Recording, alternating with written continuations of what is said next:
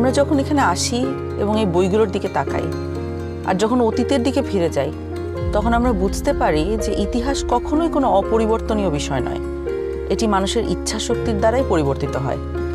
এখন আমাদের নিজেদের ভাগ্য এবং ইতিহাস আবারও নতুন করে লেখার সুযোগ নিয়ে এসেছে গণভোট 2026। সবার মনে একটা প্রশ্ন, গণভোটটা আসলে কি? গণভোটটা হলো আসলে একটা ভবিষ্যৎ বাংলাদেশের ম্যাপ। ভবিষ্যৎ বাংলাদেশ থেকে আপনি কি চান আর কি চান না একজন নাগরিক হিসাবে তার একটা খতিয়ান। আপনি কি এমন একটি বাংলাদেশ দেখতে চান যেখানে কেউ চাইলে 10 বছর বেশি প্রধানমন্ত্রী থাকতে পারবে না?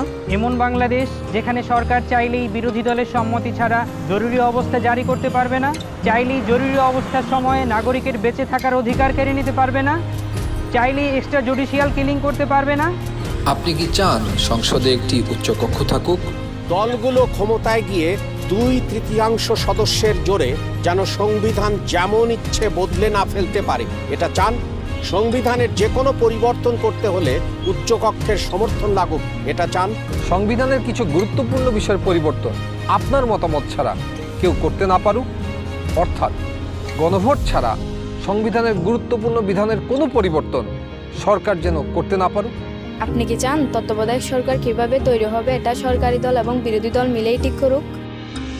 একই রকমভাবে নির্বাচন কমিশন, পিএসসি, সিএজি এসব গুরুত্বপূর্ণ নিয়োগে বিরোধী দলেরও ভূমিকা থাকুক? আপনি কি চান সংসদে নারীদের প্রতিনিধিত্ব বাড়ুক? দেশের বিচার ব্যবস্থা সরকারের প্রভাবমুক্ত থেকে স্বাধীনভাবে কাজ করুক, যাতে আমাদের মতন সাধারণ মানুষ বিচার পেতে পারে? আপনি কি চান সব বিভাগীয় শহরে উচ্চ আদালত স্থাপন হোক?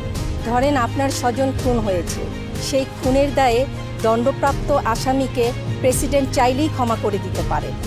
আপনি কি চান আপনি অর্থাৎ ক্ষতিগ্রস্ত পরিবারে অনুমতি ছাড়া রাষ্ট্রপতি এরকম কোনো অপরাধীকে ক্ষমা করতে না পারুক? আপনি কি চান যে আমাদের মৌলিক নাগরিক অধিকারের সংখ্যা বৃদ্ধি পাওয়া উচিত?